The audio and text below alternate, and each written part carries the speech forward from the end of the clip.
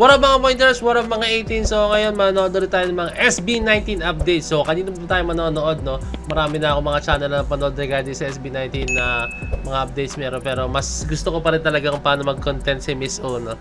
So talaga napaka-on point, maikli pero napaka-on point, tapos nakapakalinaw talaga ng kung ano yung pinaka-headline, no? So shoutout ka Miss O, subscribe kayo dyan, and ring nyo yung notification bell na para malaman nyo kung may mga updates si Miss O regarding sa ating mahalima. So ayun mga pointers, without further ado, let us all watch this. Josh! Pablo natawa, di na-inform sa intro ng atag ang funny moment ng SB19 sa Toronto. Di na-inform si Pablo? Anong ginawa? Nangyari?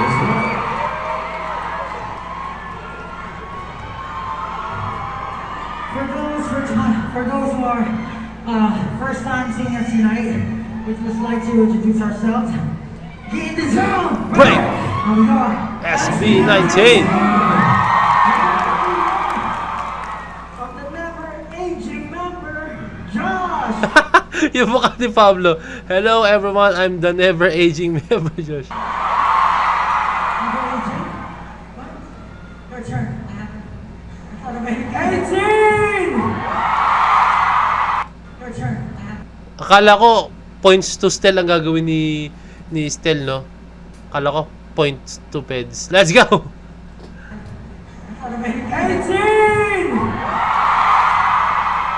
It's your boyfriend still.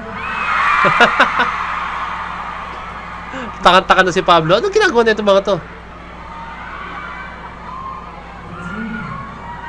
Canada 18! It's your nice boy, Justin. It's your nice boy, Justin. What do you think of amazing? Everyone, I'm your not so ordinary man. Sorry na sinabi ni Ken. No? I'm Ken. Wala na siya maisip talaga. No? So nakakatuwa yung ganyan. Bigla nilang binibreak na. Siyempre icebreaker yun. No? Pero na caught off guard si Pablo doon as in talaga. No? So let's go. Wala noon hanggang ngayon, Justin, ayaw tantanan ng kilikili ni Ken. Ayaw tantanan Mula ng kilikili noon ni Ken. hanggang ngayon, Justin ayaw pa din tantanan ang kilikili ni Ken. Si Ja. Eto si Ja, eto si Ken.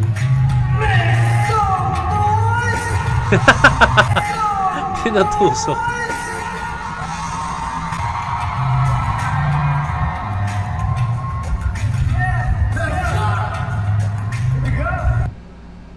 Ukulele, ano pa ba? Nag-explore ako ng iba't ibang genre ng music. Nag-explore ako ng iba't ibang genre. Bukurtugan si Ken eh. But I just want to say, since everyone's enjoying already. Yes. I just want to say thank you so much. Huh? What? Pasaya natin pa nila sa mga lang sa likod mo. Nakabalot mga to yung mga kulitan moments nila. No? So nakakatuwa yung ganito talaga. Alam niyo naman mga kulitan nito mga to. Talagang mo caught off guard ka, biglang may gagawin kakaiba to mga to yun. So lang naman yan, kumbaga brotherhood yan, as in brotherhood yan. Wala naman ako nakikita mali sa ginagawa nila. No? Aminado ako, yung mga kababata ko sa Cavite before na yung mga kaiba kaming ginagawa talaga as in. No? Tapos ano yan, alam mo yun, yung parang hindi mo na-expect na gagawin ng mga magkakaibigan. No? Ganun sila, sobrang close na nila talaga as in. No? Like, sobrang komportable nila as in. No? Kumbaga kahit anong gawin mo na, dyan sa taong yan, no? Kumbaga walang piko ng moments, no? Pero syempre, alam ko ang mahalima, nagko-control pa yan. Marami pang mga kalokohan yung mga yan talaga as in.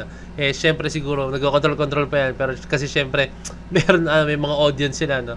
May mga audience sila. No? Pero, maniwala kayo sa akin, pag magkakasama tong limating ko, nagbabaliwan to the max talaga tong mga batang to. Ay, naku, itong mga to. Bakit parang lahat sila against Kaya ko tawalan sa... ng Hinihintay ko na lang pong makalaman po si Kuya Dong eh. Ano? Style, pinatawa lahat ng vocal coaches at host, pati mga crew sa The Voice Generations. Iba talaga ang wit and humor ni Style. He lights up the room. No wonder tinatawag siyang Sunshine ng 18. At ngayon, hindi lang siya Sunshine ng SB19, kundi maging ng The Voice Generations. Pero syempre hindi lang tawa at tuwa ang dala niya dito, kundi ay baon-baon niya ang kanyang talento at galing. Panoorin ito. Ko si Stel nakakabangga lahat. Lahat. Kasi siya lagi yung binibigay. Always, kunyari, versus kunyari, it's Stel and Julie, it's Stel and me, and Stel and you, parang ganun. So talaga target po namin Si Stel. Si Stel po. Umpisa pa lang po, nafe-feel ko na po yun. Parang, bakit parang lahat sila against po sa akin? Ganyan lang. Hinihintay ko na lang pong makalaban po si Kuya Dong eh. Kaya Dong, nihintay na lang daw makalaban ni Stel si Ding Dong, no? Si Ding Dong. Hindi talaga. Ako inantay ko naman na ituro niya sa akin yung steps na ano na King yan eh, bawal. So, Opo. Ganyan yan si Stel. Ano ba yun? Magkukwento. Storytelling na lang ba tayo? Storytelling tayo, no? So, si Stel, ito, short na lang. Si Stel, ganyan talaga ugali niyan. Way back before pa talaga, no? Ano siya? Kaya niyang pagaanin ng isang mood ng, parang ng isa, kunyari, pangit yung mood nyo magkakasama. Like, so, kunyari, sa training namin before, ang mood nyo is parang ganito. Medyo pagod na siya. Kaya niyang gawin pasayahin niya talaga. No? Siya yung parang magiging icebreaker, no? Siya yung mood swinger. Parang mood swinger. Basta kaya niyang, parang babaliin niya yung katahimikan. Parang gano'n. Para lang maging alive, no? So, ito si Stel, sobrang sobrang nakamiss tong tao na nakamiss kasama to, no? Ay, nakamiss yung mga good old days, no?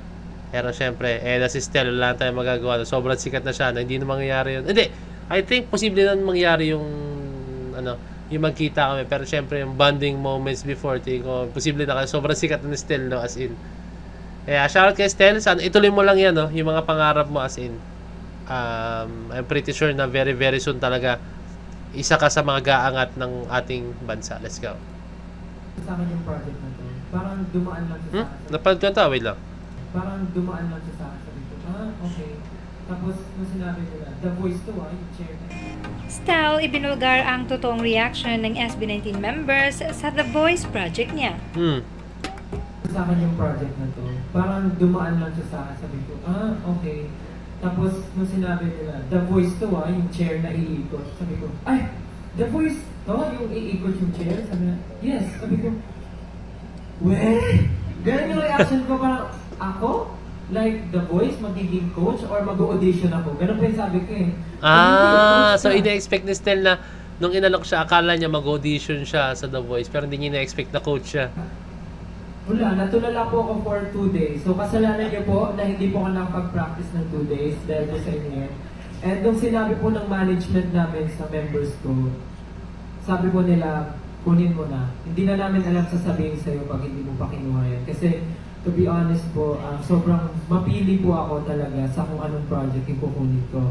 And napapansin po kasi ng mga tao, yung other members ko po, like nag-release na po sila ng solo song sila, may solo project sila, and ako po yung wala pa. Kasi mas iniisip ko na aantayin ko yung tamang time for me. Yung tamang project na feeling ko, doon ko mapapakita kung sino ako. And happy po ako na ako po yung napili ng The Voice Generations para maging part ng coaches. Dahil na-feel ko po, and na-feel po ng buong management and ng group ko na para po ako dito. So, happy po ako and happy po sila for me. Kaya, thankful po ako sa inyo. Sobrang deserve naman ni Stel, sobrang talentado, no? Pagsasayaw pa lang, napaka-top notch na ng galaw ni Stel, no? And sa pagkanta, wow, he's almost there na talaga, no? Talagang, hindi mo na matatanggi talaga na si Stel na sobrang talentado na ito, no? Pagkanta, pagsayaw, ano pang talento ang wala kay Stel, no? Parang lahat na yata, no? Kaya, ayun. Pero alam ko hindi marunong mag-gitara si Stel, hindi rin marunong mag-drums. I don't know, correct me if I'm wrong lang. Pero, alam mo yun, yung dalawang major na talents, no? Na talagang kailangan for a P-pop group or for an artist, no? Na kay Stel. Yung pagkanta at pagsayaw. Kaya sobrang swerte itong taong to, no? Stel, bigyan mo na sa akin yung pagkanta mo, please. may sayaw na ako eh. Pengi ako kahit mga 10% ng boses mo. So, let's go na. So, ayan. Hindi ko ma-explain kung paano ko explain sa inyo. Pero, alam mo yun, yung SB19, andun na sila eh. Tapos, nagtutulungan pa sila. Tapos, si Stel, pinupush pa nila, no? Sa mga bagay na, hindi sila selfish eh. Kasi, aminin natin sarili natin. Pag may ganyan, kunyari ako may kagrupo ko, tapos napunta sa isa, may inggit ako as in. Pero, syempre, gagawa ko, parang, isipin ko para sa kanya din yun, no? And meron namang iba na take yun as in a bad way, no? Like si Stel napunta sa The Voice, Tapos yung iba naman, ay, ayoko na rin. Ba't siya lang? Hindi pwedeng ganyan. Dapat kami rin. Bakit nga bla bla bla bla, no? Nakikita ko sa brotherhood nila ng SB19, yung apat, talagang naintindihan nila si Stel, and syempre, I think 100% natuwa sila para kay Stel. And syempre, yung ginawa ni Stel, hindi lang din naman para kay Stel yun. No? Ginawa niya yun para rin sa kanya mga SB19 members, SB19 brothers, no. Yan, sila Ja, sila Josh, si Pablo, tsaka si Ken. No? Ginawa nila yan kasi ano yun exposure na rin yun And syempre, alam mo yun, mas lalong may kilalang SB19 even though na alam na sa Pinas sobrang kilala na sila, no? Pero ano, para sa akin lang, napakalaking bagay din na si Stel nandyan, no? Mas lalong makikilala lalo ang SB19, no? Siyempre, meron mga fans ng The Voice na hindi kilalang SB19, no? And ayun, may kita, si Stel, sino to Stel? Search nila yung SB19 na yun. Mas lalong nga ano yan, no? So, shoutout kay Stel, shoutout sa SB19, shoutout sa The Voice, no? Kaya abangan natin yan. So, ayun, mga pointers, kung meron kas pa, comment na bell or message nyo sa Facebook page ng Point to Pets and kaya ring that notification bell rin baka di nyo alam nagrisabang favorite artist nyo. Consider subscribe na. So, this me, Point to Pets signing out. Peace, that's Jay.